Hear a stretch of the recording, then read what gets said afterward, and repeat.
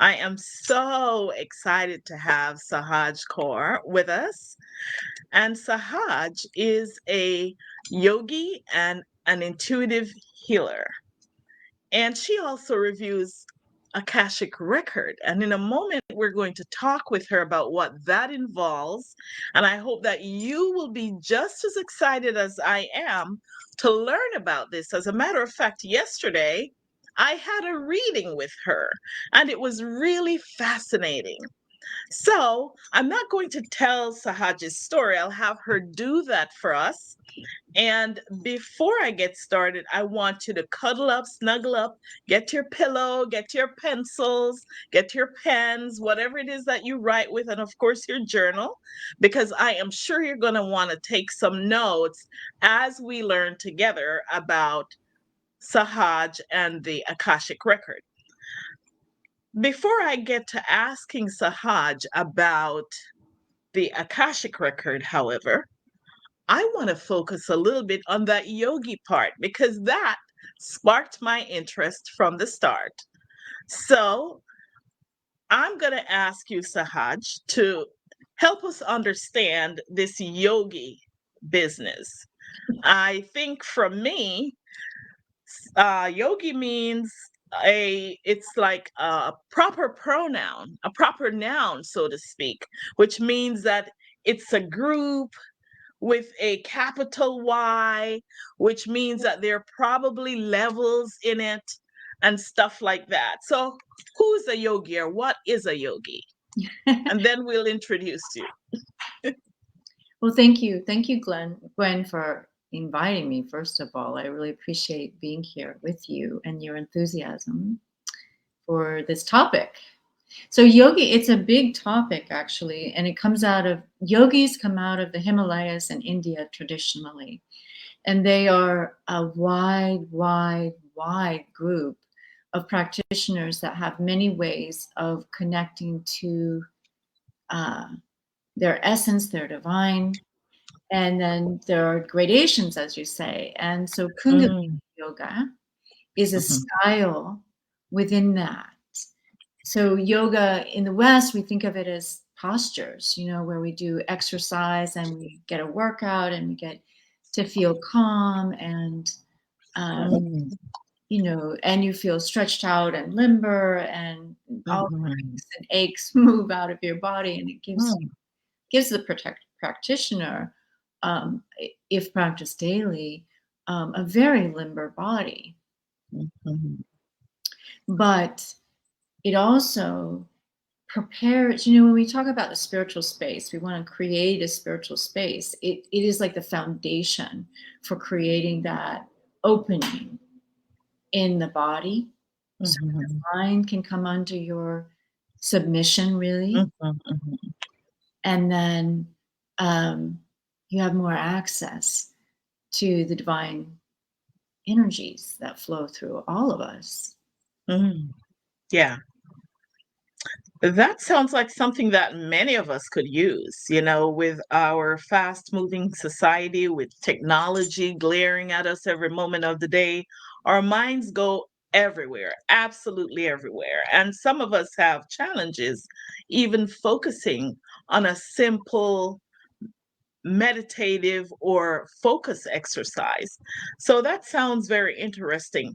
Before we continue our topic, however, I want to ask you to tell us a little bit about yourself, how you got started on this journey, and a little later I will get into some of what the Kundalini yoga has done for you, like some transformation that you can actually speak to that has happened in your life. So, how did you get started on this path? I was trained as an artist. I went to the museum school, the School of the Museum of Fine Arts in Boston, and I also went to Tufts. And I was a very active person. I lived in 6 flights of stairs. I always biked everywhere. I had, just really, really physical. And then one day, I was just in early 20s. I had a trouble with my knees. They were not working. And I was like, what am I going to do? So I started swimming and swimming put me in really good shape. But then a friend of mine said, you should try this Kundalini Yoga. And she was pregnant at the time. And she invited me to a private class that she had. And I went and I thought, I remember doing it and thinking, oh, this is fun and that sort of thing, but not thinking much of it.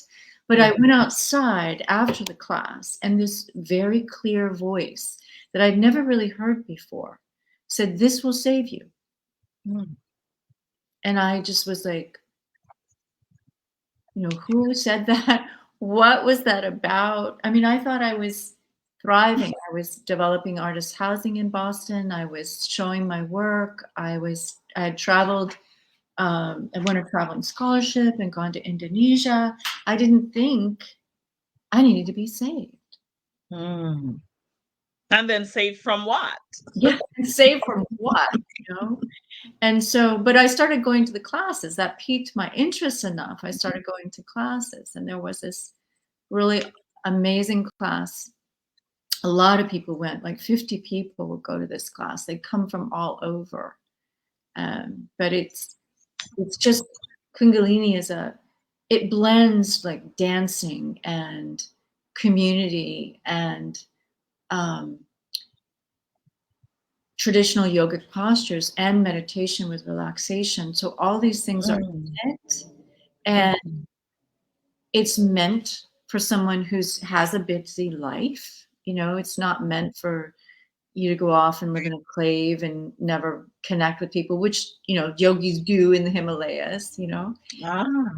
But it's a deep investigation into your connection to spirit. Mm-hmm. And I just got addicted is what I did. Yeah. Loved it. Yeah. I mean, there's some kinds of addictions that are really uplifting and beneficial to us as souls, as spirits inside a human body. And that's really fascinating. Did you ever figure out what you were being saved from, however? Yeah, I did. I mean, there were a couple of things where my soul really was talking to me. And another time I was in a relationship at that time, and then that relationship no longer served. And Kundalini was a big part of sort of separating what relationships would go into the future and which wouldn't. And this relationship with this man, I've been with him for a long time, but I was outgrowing it, and he went to the Kundalini classes, but he said something funny. He said, it scares me. And I was like, Hmm.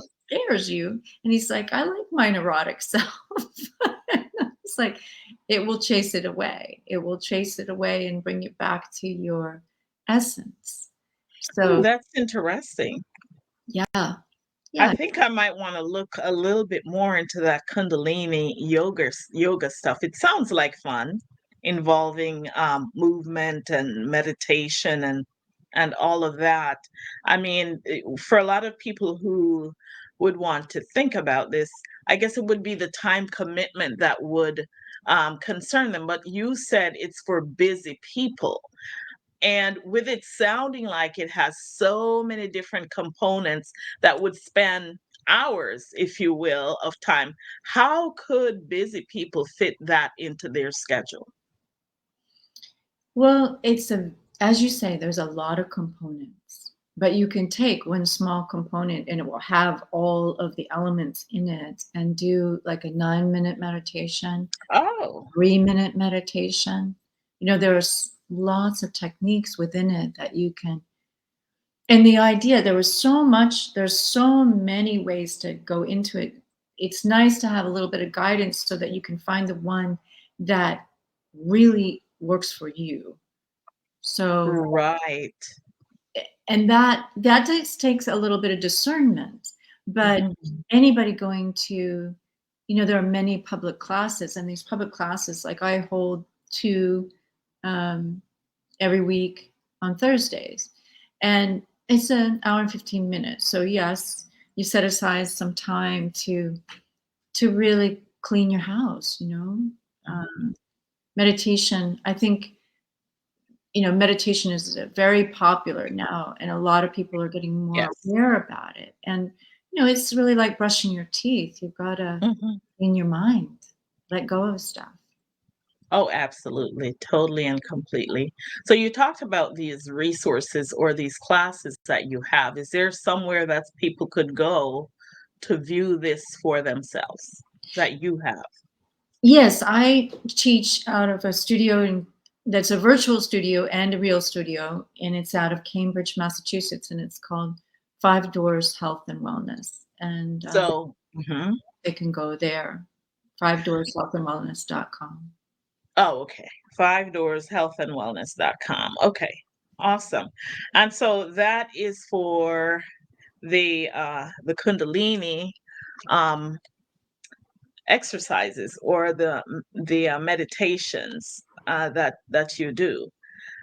And so now we have been talking about the Akashic record, right? I mean, when we did this initial chat, getting together, because, I just want everybody to know that I met Sahaj in a mastermind of which we're both a part. And I was really attracted to her essence because I noticed that she had this grounded appearance, this really stable, grounded appearance that really appealed to me. And so I decided I'm going to reach out. And I had heard somewhere along the line that she does Akashic record reading. So my curiosity, of course, piqued, and I wanted to know more about it. I had done some Akashic record information or viewing myself, just preliminarily. I am not an expert there. So we were guided as a group to go through it. And I found that it was slightly like out there. I didn't know whether I was making the stuff up or whether it was occurring to me as reality, as it turned out later on with several other divinations and other things. What I did see was actually real. So now I participated with Sahaj in the Akashic Record review. And I would like her to tell us, what is the Akashic Record? Is it tied to a particular belief system? Like, what is it? Well, not really. It's not tied to a specific belief system. Um, but there is sort of Vedic knowledge or yogic knowledge that's ancient, coming out of India. And the Akash is, well, about the five elements. We all know about earth. Your body is earth. It's made up of earth and you can see it, right? And then there's water, and we see water, and we know that the emotions and that the water, we need water in the body. Without water, the body doesn't work. With fire, you see fire, but it's also like the fire, the passion that a person has, or the digestive fire. If the digestive fire is quelled, then the food isn't going to be digested. And then there's air. Air is associated with the quality of the heart and the hands and healing. And then there is the Akash. And the Akash is space, right? And so much of the time we think of space as empty, but it's not. It is absolutely not. That is a certainty. Yes. So if you realize that the air is filled with molecules, and molecules have all the constitutional parts of everything that you see, but it's so subtle, right? It carries all the information. So that is the Akash. That is Akash. So it's where Mm. all the information is stored. That is fascinating because I just made a connection with what you just said with the elements, because in the elemental system that within which I work and do divinations, we have there are a couple things that are slightly different but related to what you just said. So we're similar with the earth, the water, the fire, and then you talk about air. For us, it's nature. And then you talk about Akash, which is the element of mineral. And when you talk about mineral, you're talking about crystals and stones, all those things that hold the record. that hold the bone memory. So I find that to be, it's like just connected, like, oh, the light bulb just went on.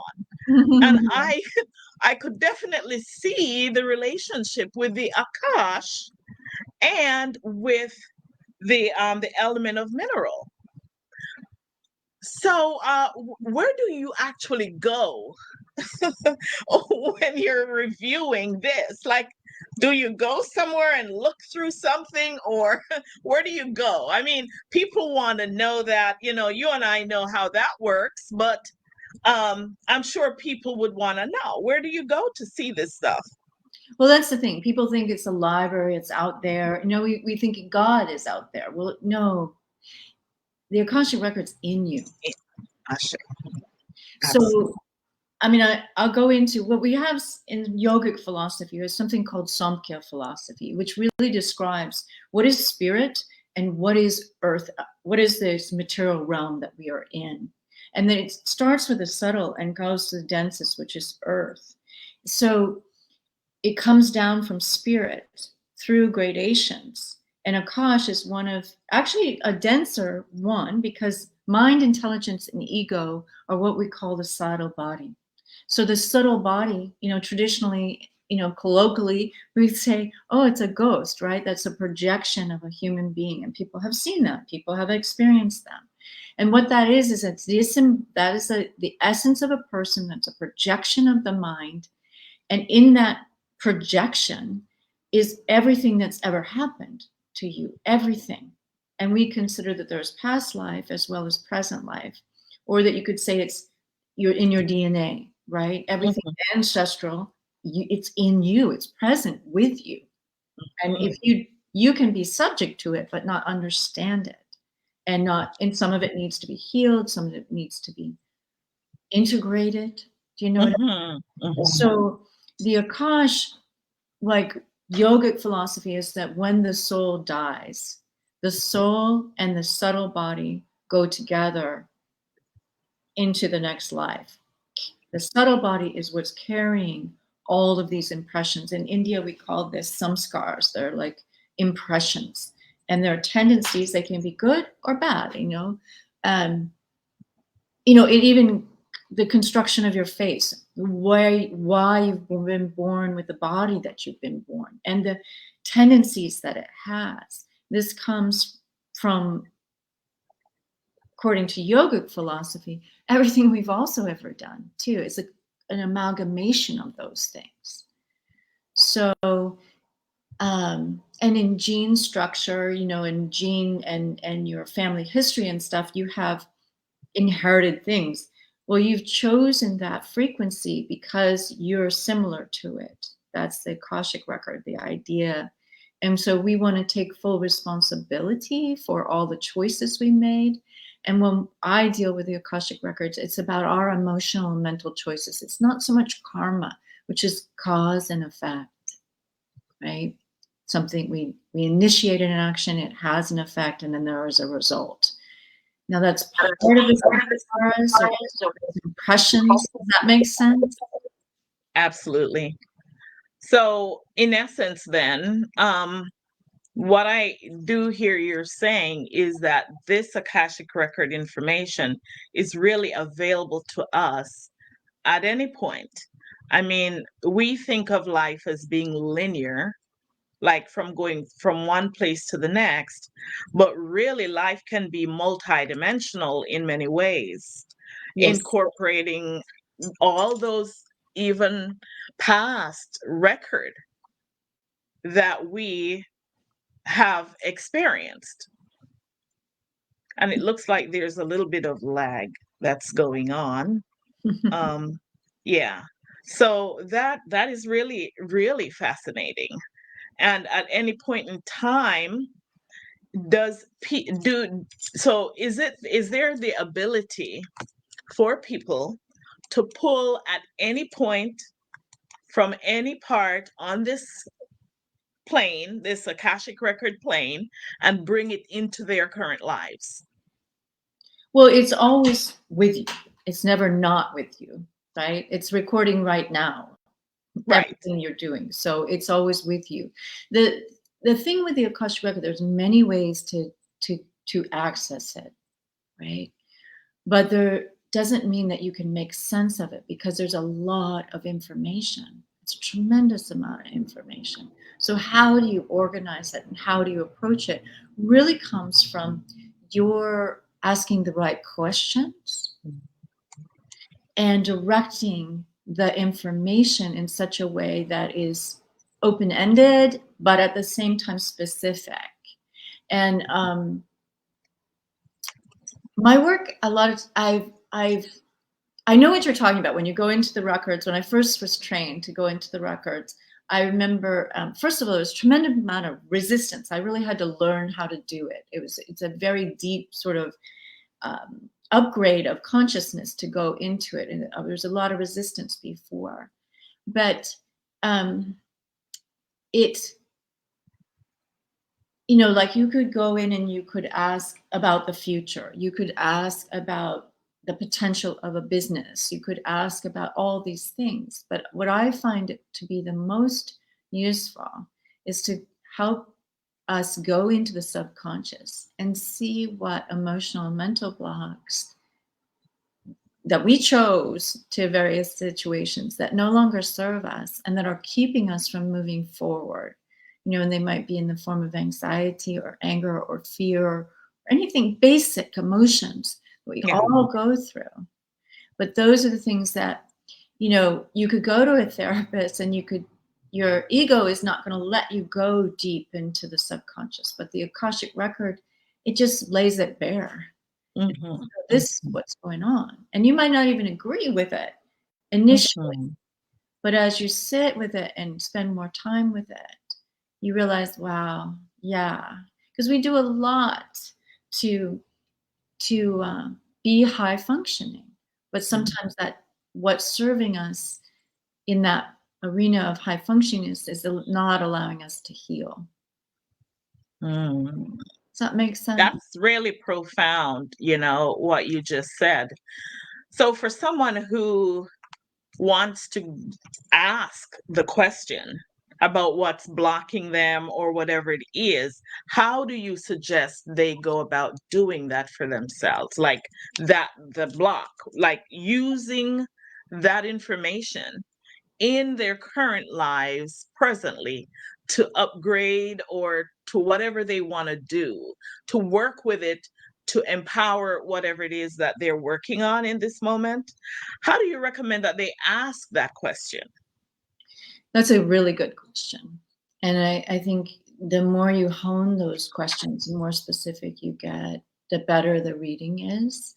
But a lot of times, if you're suffering from some kind of pain or physical pain or emotional pain, it can have, you know, either mental or emotional roots.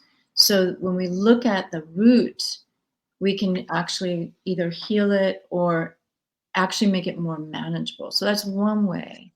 But it's also what's showing up in your life.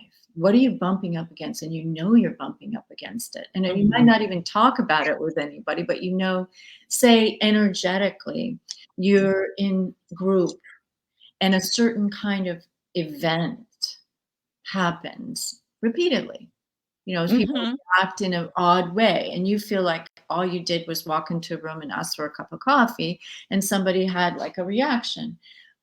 You're sending out a vibratory frequency that you're not aware of, and that is causing that person to interact with you in a way that you don't understand. So energetically, we're in the body code, we call it a broadcast message. Or Broadcast sometimes message. Mhm. there might be, it actually might come from a different source. It might come from a different lifetime, and you have completely forgotten about that, but you're still suffering from it. And Absolutely. Totally. Totally and completely.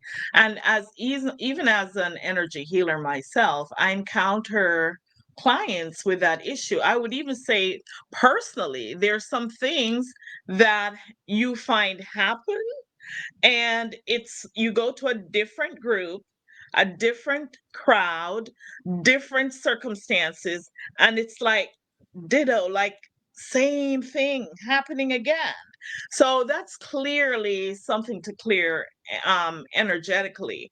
And for me as a healer, I can ask the question and find where the blocks are. But if we're looking at it from the Akashic standpoint, how do you recommend we ask the question? Are we going to say, well, what is blocking me? And then how are we to prepare to receive the information that's coming in?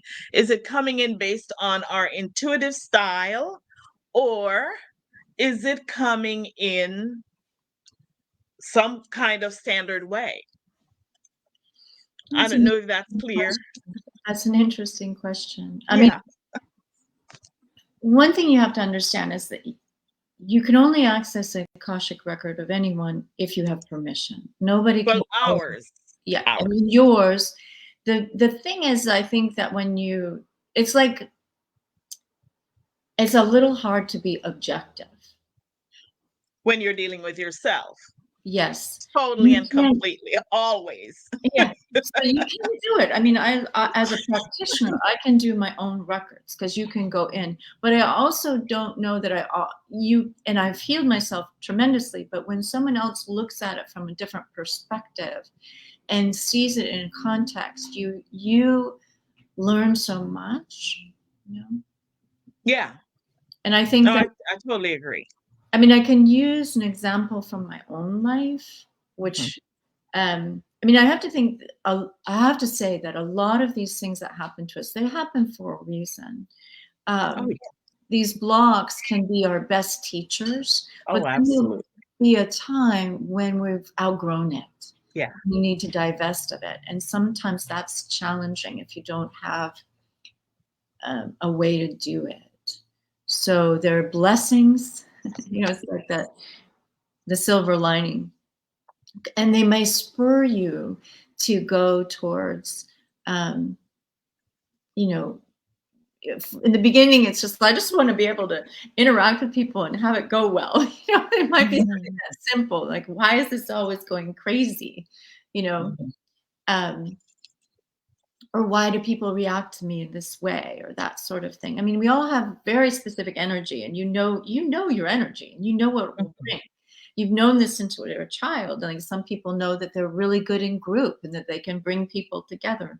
Some people know, like for me, I'm a person that if I'm out of sorts and I go into a room, I'll affect the entire room out, that way. I know, like, the local coffee shop when I used to live in the city, I would go in, and if I was like in a kind of frenzy or something like that, everybody in the space would be like, ah!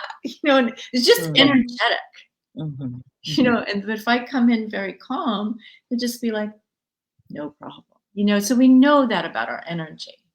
But sometimes there are roots to that, and some of the things that we do, like, culturally and stuff, we don't acknowledge certain aspects uh, of the hidden agenda, and it's the subconscious that rules the behavior. Absolutely, totally and completely. It's like really much more powerful, tens of thousands of times more powerful than our conscious minds. And yet we think that we're running the roost when it's really something else that's happening in the background. Do you have a story that you can share with us about your experience um, going into the Akashic record, and you know what you have found, and then coming out on the other side of that healing?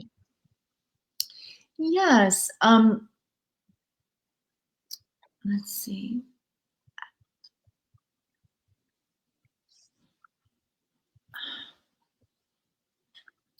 It's a deep question, and like, what Yeah, what I stories should I I'm bring sorry. out? I You could know, I yeah, could I back would off a say that little I bit. would have to go back to the original. I need this will save you. I mean, at the time, Okay, yeah, that's a good one. I Sure. was struggling emotionally and mentally. I was not a happy person, and I was really, really struggling. But there was nothing that externally that you could say was wrong. And it was more of an energetic thing. And it was also that my soul was crying out. It was Mm, being smothered in a way that I know that, like when I was breaking up with my boyfriend at the time, I said, this voice came out of me and said, "What will happen to me?" And he thought I was mm, talking about, you'll get a new relationship and you'll be fine. You're an attractive woman, you'll have another relationship. But inside, I knew that was my soul saying, "You're not paying any attention.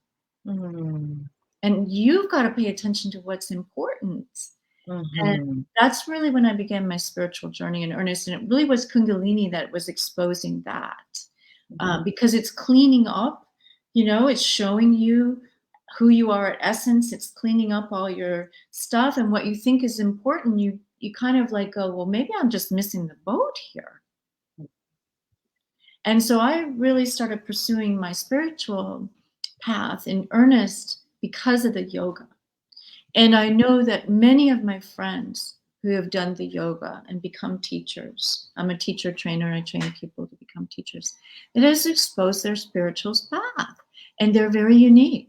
Like one person became a Sufi, one person became a Buddhist, I became a Vaishnav, which is a Hindu tradition.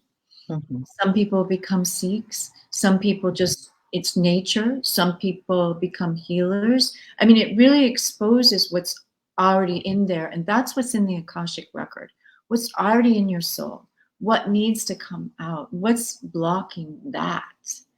So I realized that the choices that I was making wasn't allowing my soul to express itself in its unique way. And part of it's being an artist. That definitely was my painting was visionary. It was telling me how to heal. Mhm. And so it was like a form of communication. And your intuition is a form of communication that can be honed and developed. And Kundalini is one of those tools that helps you hone your intuition, because Yes. you've said yourself that you can think that's I shouldn't follow that. That's not, no, I'm not going to do that. And then you regret it. I mean, not following that intuition can lead to a lot of regret. So, how did you take that situation about your the saving and apply it to the Akashic record Well, to actually come out on the other end? I had the good fortune of having a teacher that taught me the Akashic records, um, as a part of my healing journey, and really worked with me in a one-on-one situation and let me see that there's a very real, subtle realm that governs everything, and that you're Absolutely. not aware of that subtle wisdom and how to Oh my goodness. And is it subtle? It's so subtle that a lot of people miss it, yet it is the essence of living a joyous life, the essence. And yeah, I love that word choice, subtle. Yes, and so she subtle. yeah, and she was like waking me up to that there's a deeper reality towards the just sort of the biological pull of, having kids, getting married. Living every day. Yeah, she said there's a deeper reality and you're going to have to figure it out. That's And right. and she said to me, you're going to have to become, you know, she said to me one time about, it was like sort of like the elephant in the room, where she was like, I don't want you to think about that thought again. And I was like, that is really hard, because it's like the elephant in the room. And I realized I needed to find a meditative path where I could become that clear and have that much, just drop something and not ruminate over it. And Yes. so that's when I became a Kundalini teacher's trainer. I said, I have to just, really develop a meditative practice, because I have to become like the Buddha. That's what I said to myself, I have to become like the Buddha. But what she was directing to me was my essence. Because Hmm. Sahaj, as I described to you, Sahaj means ease or flow, natural. It's a connection to the divine that's already in me. And the anxiety, the depression, the anger that I had was covering it up.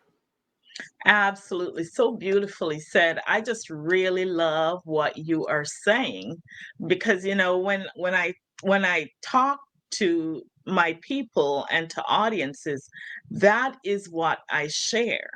That our gorgeous, beautiful, most powerful essence is still there. And those energies that we have attracted to us over the years as a result of our experiences are over it, covering it up. Even the person that we loathe the most because their behavior is horrible is at his or her core an amazing human being.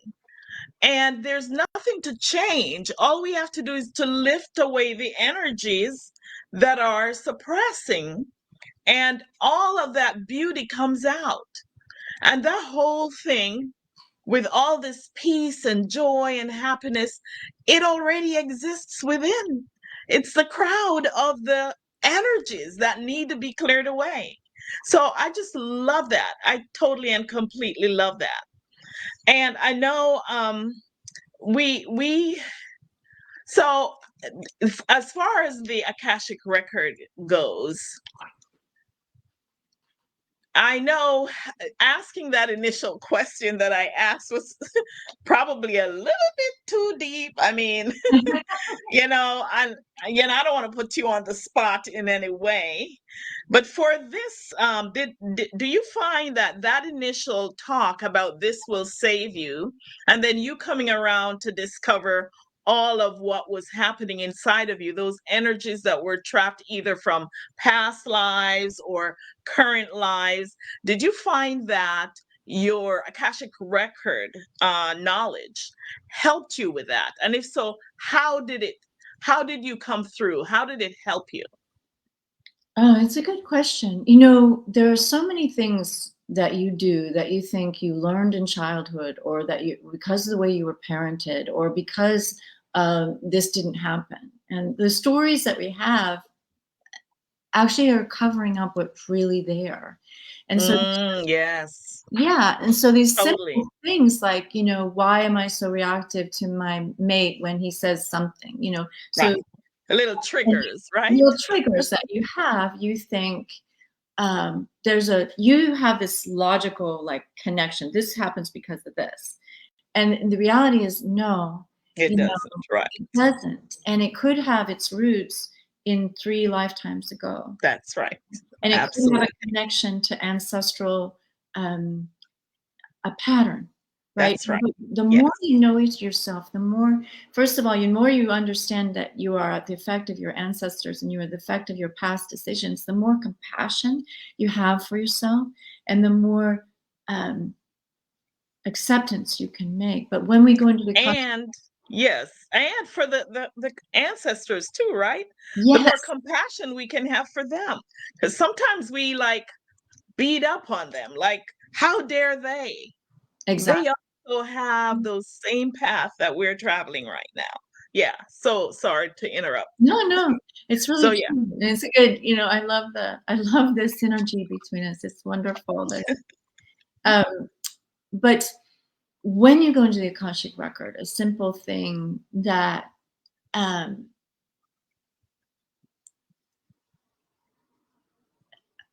that you want to take apart, say, it, I guess I'll just use I'll use an example because it's hard to talk so abstractly. Yes, yes. Okay, Let's use so an I've been example. doing a lot of work for a long time, and I figured out that I have been a healer in many lifetimes. And Right. so uncovering that I'm a healer is just one thing, and bringing that to fruition, that wasn't an easy thing to acknowledge or trust. So that came of it. But then I had made mistakes in past lives, around group, and that I was sort of like a Cassandra, where I'm Mhm, saying something's going to happen, and nobody's listening to me.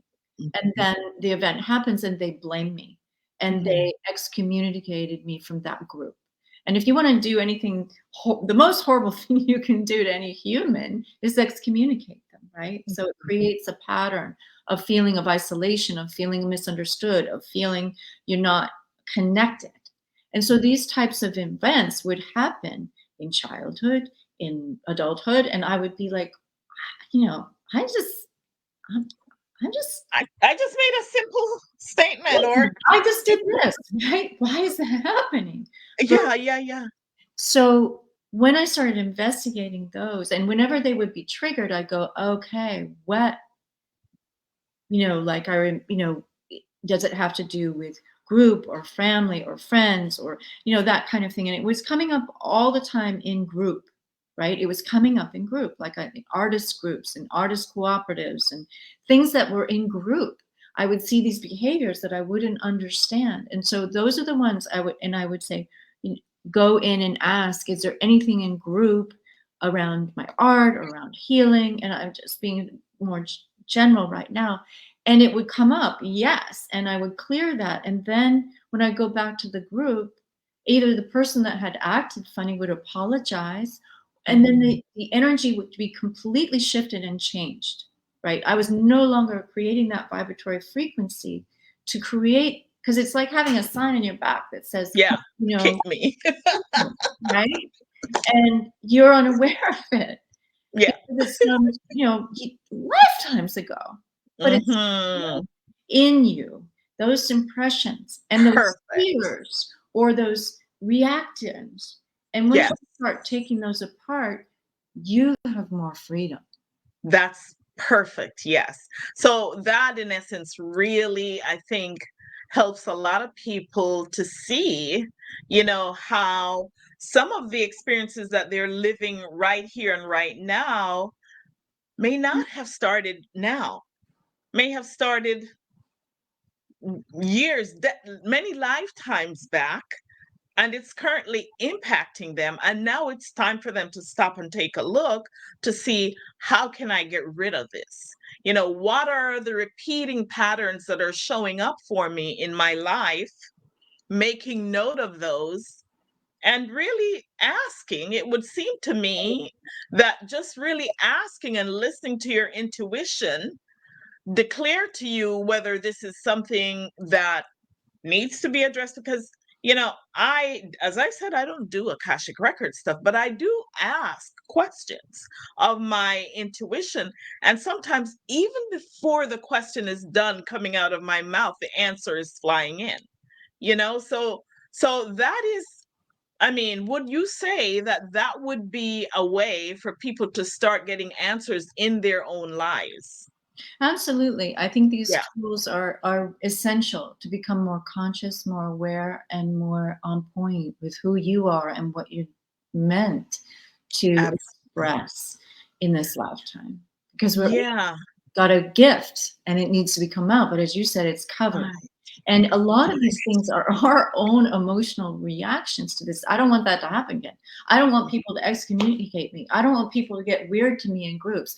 I don't want to have these experiences. So I'm going to shut this down. I'm going to shut this down. I'm going to shut. Yeah, yeah, That yeah. won't happen. But basically, what you And then shut it down does. aspects of your psyche that you need. Yeah, perfect.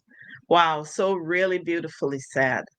That is phenomenal. And I hope that our listeners and those who are viewing are certainly gathering information from this live broadcast that will be beneficial in their lives, in all aspects of their lives, as we're all seeking to transform whatever is going on with us so we can ascend on the plane. Um, so I guess we could say that these events get carried over from one lifetime to the other, unless they are addressed. Is that the way you look at it? Or Yes, I do mean, some of them eventually fall away based on, you know, our experiences? I would imagine, do you believe that some people in some capacities overcome some, maybe a minute portion of whatever the challenges are, and therefore it falls away? Or is it still Well, I know the Akashic record is permanent, but it still could be there without impacting their current life. No, what you're saying is points to a very good point. You can clean up your Akashic record. You can release things that no longer serve you. And reason why is because you've grown in consciousness. You've grown and want to expand, but you find something is still blocking you. You don't know what it is. It's an energy. It's a feeling. I can't get past this. And I've done all this work. I've done all this work. Why is this still showing up? And I think we all ask those questions if we're on the consciousness journey. A Absolutely. lot of times it's something in the Akashic record. Your consciousness is waking you up. It's telling you, address this because we need to move on. Perfect and complete. And I say, as you were talking, I couldn't help but think about how all of the different modalities that we have that are existing are so clearly intertwined. They are so clearly intertwined that they help us in whatever capacity that we're in. You with the Kundalini Yoga and with the Akashic record, there are other folks with the energy work, which I do believe that the Akashic record stuff is energy work, Oh, based on what, yeah. And even with divinations, that's also energy work, and all of that seem to be pulling from the record, and yet we stay fascinated and in a trance, so to speak, when it comes to identifying that these particular elements in our lives are energetic, and the tools, whatever the tools that we use, will cause it to come to front.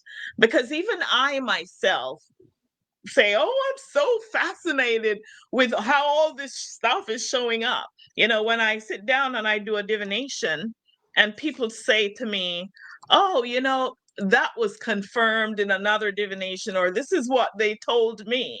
And when I do the Akashic record stuff with you, and you bring up stuff that I say, oh my, I saw that on my divination cloth, it seems like we're all tapped into that same source, that mineral memory energy, that Akash energy, to pull forth whatever is best to help us to transcend. So it makes sense that people take advantage of the different resources that are available to help them.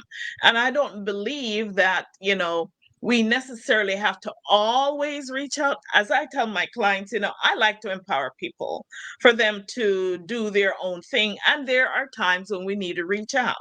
We need to reach out because everything, even though we do have access to everything, sometimes our own blocks keep us from accessing the whatever we need. Like every energy healer needs another energy healer.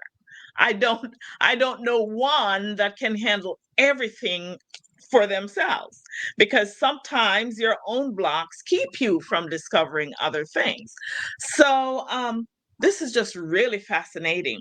I don't even know, do you have any um, additional stories that you would like to share with us as we consider wrapping up this amazing interview here that you have given us? yeah, I just liked what you're saying. I think that we're talking about the collective unconscious. Jung pointed to that, and that's a very true reality. That's what's the subconscious. And also in yogic philosophy, we talk about the universe being the universal mind, and that Mm, each individual mind is a receptor. And so we are open to absolutely. all these impressions that are in the collective, and that we have to discern what is ours and what is not. And Yes. I think that it's fascinating when you start to realize the interconnectedness, but also that you have very specific, unique things that you need to work on, and your journeys within you. And many that you have to discover it. And so, working with people and doing these modalities, you have to find the one that works for you, and it's an ongoing journey.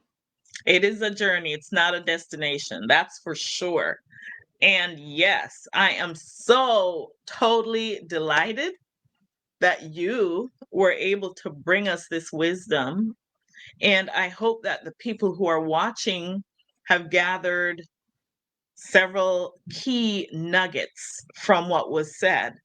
Particularly, there was one point when you made some kind of allusion to, we're seeking stuff out. And I believe, the essence of what you were saying is that it's here, it's inside.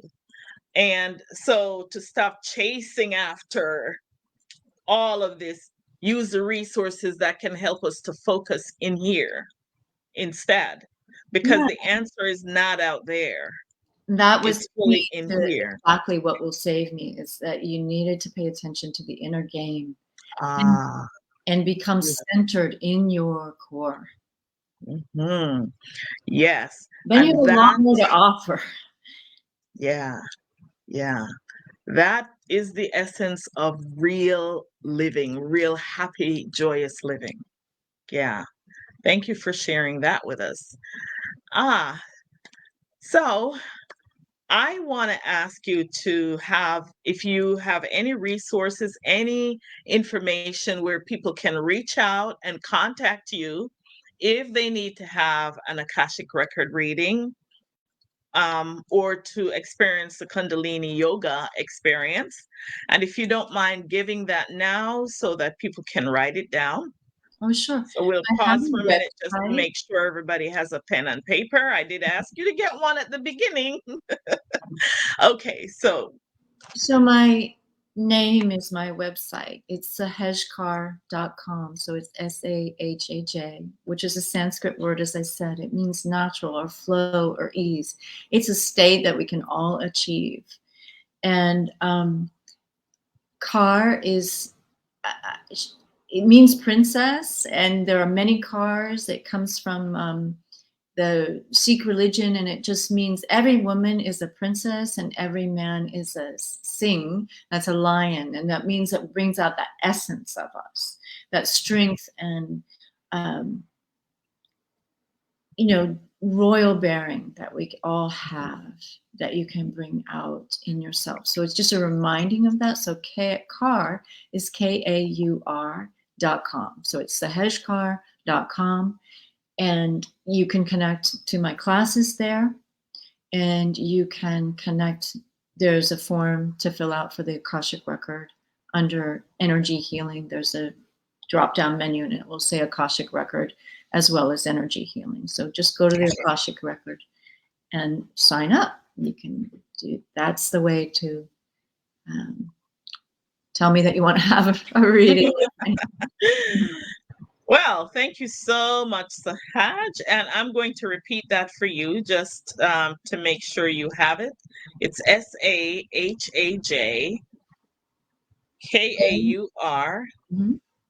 SAHAJKAUR.com.